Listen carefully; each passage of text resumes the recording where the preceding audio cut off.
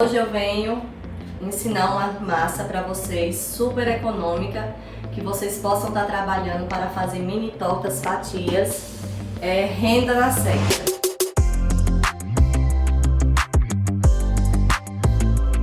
A gente vai utilizar um liquidificador. As medidas vão ser feitas num copo, de preferência que seja um copo de 200 ml. Não pode ser um copo maior que 200 ml nem menor, porque senão a receita não dá certo. No liquidificador nós vamos colocar 3 ovos. Aqui a gente mediu 1,5 copo de açúcar. Com o mesmo copo nós vamos medir meio copo de óleo. Não vai manteiga nessa massa, vai óleo. E com a mesma medida do copo de leite. Essência de baunilha, 1 colher de sobremesa. Para tirar o cheirinho do ovo. Agora é só bater. Farinha de trigo, a gente mede no mesmo copo, são 2 copos de farinha de trigo com fermento. Essa receita também, ela pede leite em pó. Aí como eu faço? 5 colheres de leite em pó, eu misturo na farinha de trigo.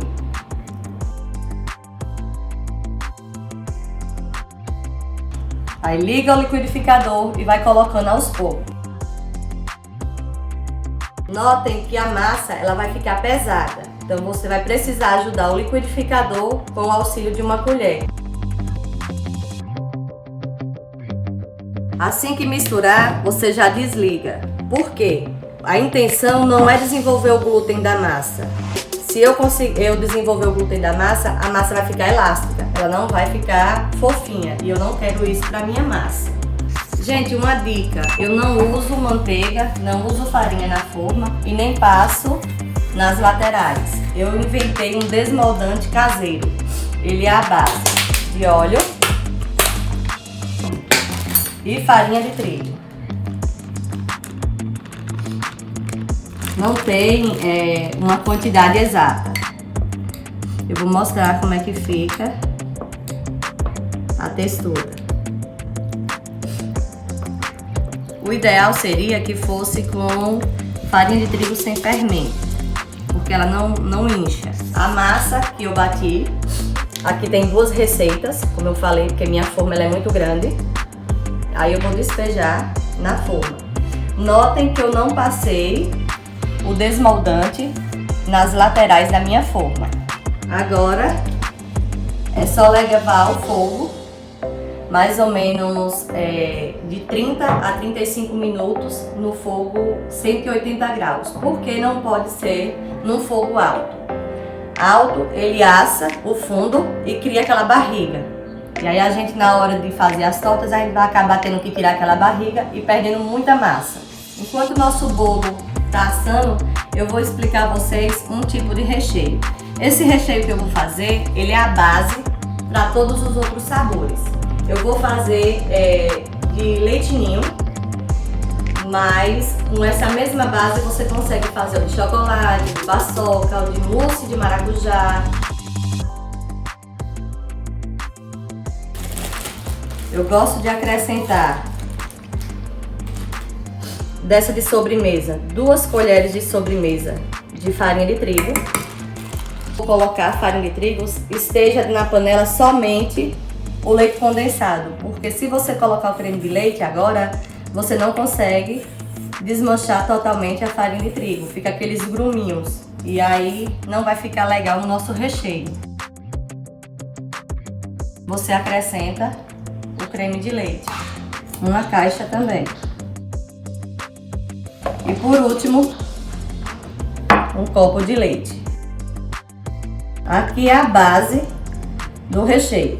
Se vocês quiserem recheio de chocolate, nós vamos acrescentar chocolate 50% cacau ou 32% a essa mistura. Para fazer com essa quantidade de leite condensado e de creme de leite, nós usaríamos 3 colheres de chocolate 50% cacau.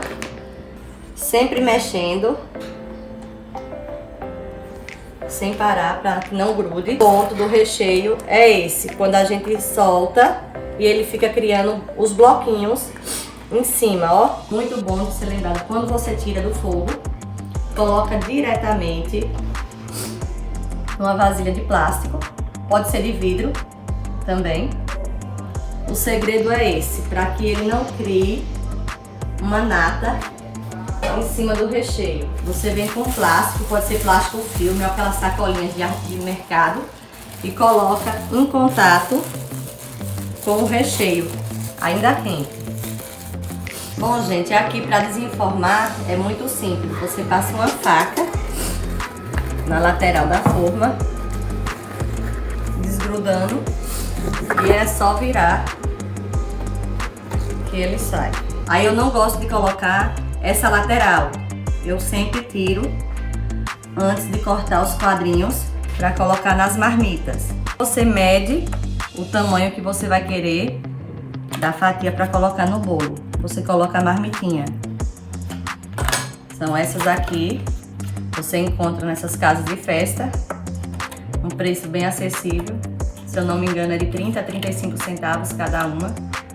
E aí você corta. Daqui você vai cortar a largura, para que não fique sobrando. Depois que eu faço isso, eu venho aqui e corto camadas finas, porque eu não quero minhas tortinhas muito maçudas. Eu quero que tenha massa, mas também que o cliente sinta o sabor dos recheios. Então eu faço esse processo.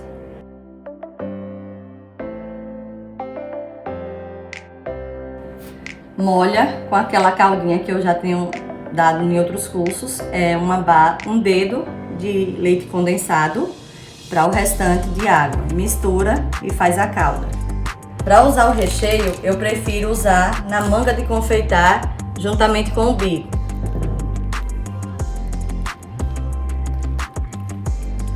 Feito isso, venho com outra camada de bolo, dou uma apertadinha de leve para não espinar meu recheio.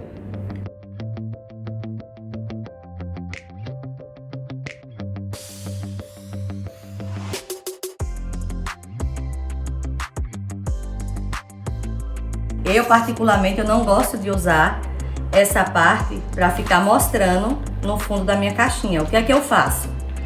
Eu coloco a parte branca para baixo, essa parte de cima eu molho e sempre uso nessas partes assim recheios escuros, porque aí vai esconder, como o de chocolate. Eu venho e deposito o recheio. E aí venho com outra camada de massa, coloco em cima, molho novamente e coloco mais recheio. Como é de chocolate, a gente pode finalizar jogando um pouquinho de granulado em cima, só para enfeitar nossa tortinha, porque vai da criatividade de cada um como vai querer apresentar.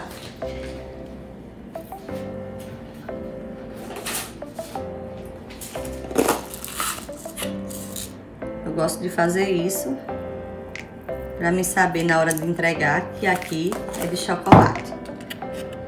Fecha e vai à geladeira.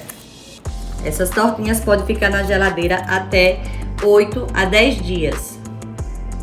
Ela não fica dura a massa, porque na massa não vai manteiga, vai óleo. Gente, outra dica legal é esses mini cupons. Eles já são assados nessas forminhas com furo no meio. E eu vou estar mostrando a vocês o passo a passo do recheio, que é diferente do anterior, das tortinhas. Já já eu volto com eles assados pra gente colocar os recheios. Olhando para não ficar seco a massa, eu gosto de jogar um pouquinho da calda.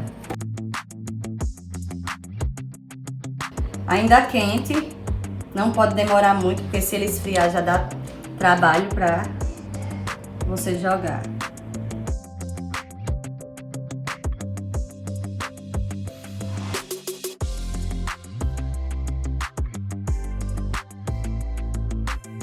Bom, aqui eu levei a geladeira depois de ter rabiscado em cima do papel manteiga. E para tirar é simples, é só levantar o papel.